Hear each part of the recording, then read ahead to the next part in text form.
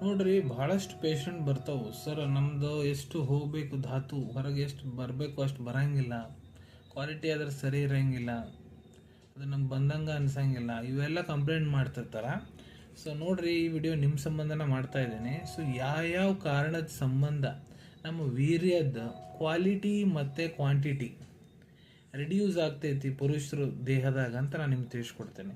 So ಅದಕ್ಕೆ ಹಲವಾರು ಕಾರಣಗಳದಾವೆ. ಕೆಲವೊಂದಿಷ್ಟು ನಾನು ನಿಮ್ಗೆ ತಿಳಿಸ್ತೇನೆ. ಸೊ ನೋಡ್ರಿ, ಒಂದೇದು ಏನಪ್ಪ ಅಂದ್ರೆ ವೈಟಮಿನ್ ಡೆಫಿಷಿಯನ್ಸಿ.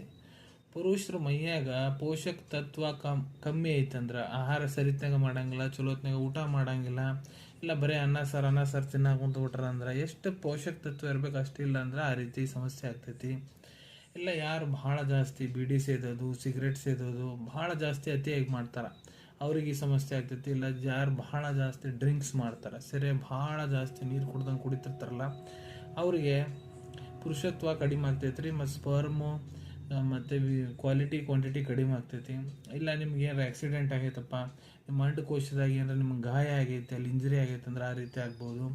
ಇಲ್ಲ ನಿಮ್ಗೆ ಏನಾರ ಇನ್ಫೆಕ್ಷಿಯಸ್ ಡಿಸೀಸ್ ಇದೆ, ದೊಡ್ಡ ರೋಗ ಗ್ರಸಿತದ್ರಿ ನೀವು, ಅದರ ಸಂಬಂಧ ಈ ರೀತಿ ಆಗ್ಬೋದು. ಇಲ್ಲ ಇತ್ತಿತ್ಲೆಗೆ ಜಿಮ್ ಯಾರು ಭಾಳ ಜಾಸ್ತಿ ಹೋಗ್ತಾರೆ ನೋಡ್ರಿ, ಅವ್ರು ಅನಾಬಾಲಿಕ್ ಸ್ಟೆರಾಯ್ಡ್ ಇಂಜೆಕ್ಷನ್ಸ್ ತೊಗೊತಿರ್ತಾರೆ.